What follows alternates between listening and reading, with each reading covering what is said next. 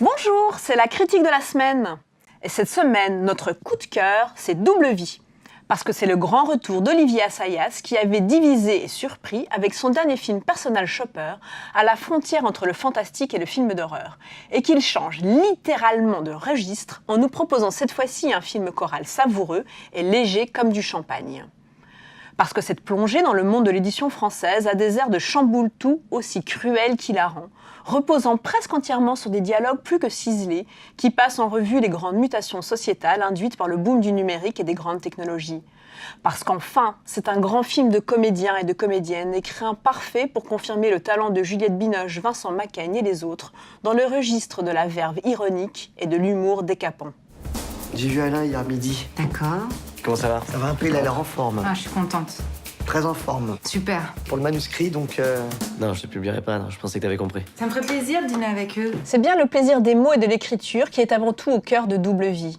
Les personnages, un éditeur parisien, une star de séries télévisées, un écrivain bohème, une attachée parlementaire et une directrice du développement numérique, parlent plus qu'ils n'agissent et se lancent même dans de longues conversations animées dès le matin au saut du lit. Le film les suit donc d'un bureau à un restaurant, d'un dîner entre amis à une conférence publique, perpétuellement lancés dans des échanges dialectiques sur la civilisation de l'écrit, le mirage du tout numérique ou encore le droit d'un auteur à mettre en fiction la vie intime de ses proches. Les gens lisent des livres sur smartphone. Moi, je lis pas sur tablette. Parce que c'est pas ton époque. Je t'emmerde. On se régale évidemment devant ces joutes oratoires facétieuses et sarcastiques qui exposent les idées contradictoires de chacun, entre résistance absolue au changement et hymne à l'adaptation coûte que coûte. On peut toutefois déplorer leur caractère répétitif et par moments assez artificiel, comme s'il ne s'agissait plus que d'opposer un peu mécaniquement des flopées d'arguments les uns aux autres, sans jamais prendre parti. Un aspect didactique qui alourdit le récit et plombe quelque peu les intentions de légèreté et d'humour d'Olivier Assayas. Asseyez-vous. J'ai toujours l'impression que dans le monde de l'édition, le numérique, c'est un peu vu comme le diable. Vous êtes là pour bousculer un peu les habitudes. Jusqu'où? Ah bah ça, c'est à vous de me le dire. Pour autant, il réussit son pari d'un film de dialogue et d'idées, porté par le jeu des comédiens plus que par la mise en scène, et dans lequel les séquences longues se succèdent brillamment sans scène de transition ni véritable moment de respiration. Cette recherche formelle de la part du cinéaste est une nouvelle manière de se renouveler et de chercher à surprendre le spectateur, comme il aime le faire d'un film à l'autre. Quoi de plus logique pour un film dont le sujet principal est la transformation perpétuelle du monde et la manière dont chacun doit s'y adapter. Et toi, tu travailles sur quelque chose? Bon, j'ai pas trop envie d'en parler. Et ça avance? Ah oui, bien. On n'en saura pas plus. Non. D'ailleurs, Double Vie se déroule dans le milieu de l'édition. Mais on pourrait aussi bien être ailleurs, par exemple dans le microcosme de l'industrie cinématographique, agité lui aussi par les mêmes interrogations, sans parler des travers. On s'amuse donc souvent à faire une double lecture des propos des personnages, notamment lorsque l'un d'entre eux lâche perfidement que le rôle prescripteur du critique littéraire est en baisse. Que dire de la critique de cinéma? Ou encore lorsque le petit cercle d'amis ne cesse de se mentir et de se trahir tout en affichant une indéfectible amitié et une loyauté sans faille. Dans un couple, le désir, c'est pas le début et la fin de tout.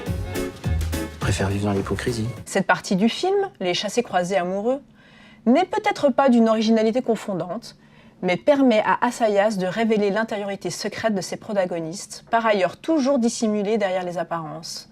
Qu'ils s'aiment, se trompent ou se quittent, donne ainsi d'eux une vision différente, souvent plus nuancée, qui participe au plaisir que l'on prend devant le film. Les comédiens, eux aussi, se régalent.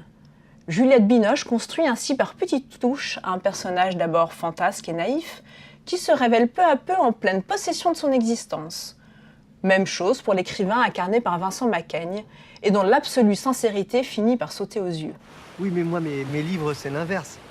Enfin, je veux dire, ils font que enfoncer le lecteur. Il y en a qui écrivent des feel-good books. Moi, j'écris quand même des... Enfin, on peut le dire, hein. Moi, j'écris des feel-bad books. Il y a un public pour ça aussi. Mais celle qui trouve une véritable ampleur dans le film, c'est l'humoriste Nora Hamzaoui, extraordinaire en femme idéaliste qui voit s'évaporer certaines de ses plus fortes illusions.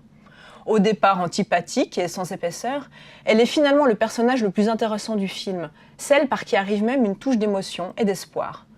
Car si Assayas ne tranche pas sur les questions de société, il fait triompher sans ambiguïté une vision moderne du couple, à géométrie variable, et dont le mode de fonctionnement non conventionnel n'empêche pas les sentiments sincères. Qui sommes-nous pour juger, dit-il en substance, dans une séquence finale qui tranche sensiblement avec le cynisme du reste du récit. Ah, tant mieux, parce que l'autre jour, je l'avais trouvé un peu down. Ah ouais? Down comment? Down, juste down.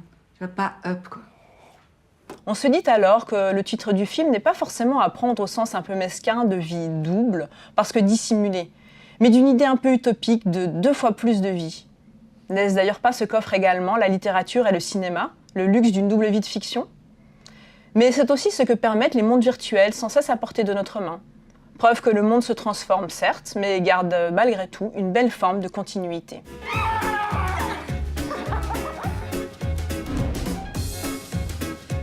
Quoi qu'il en soit, cette incursion d'Assayas dans le domaine de la comédie contemporaine est une belle surprise, qui donne particulièrement envie de découvrir là où il nous mènera la prochaine fois.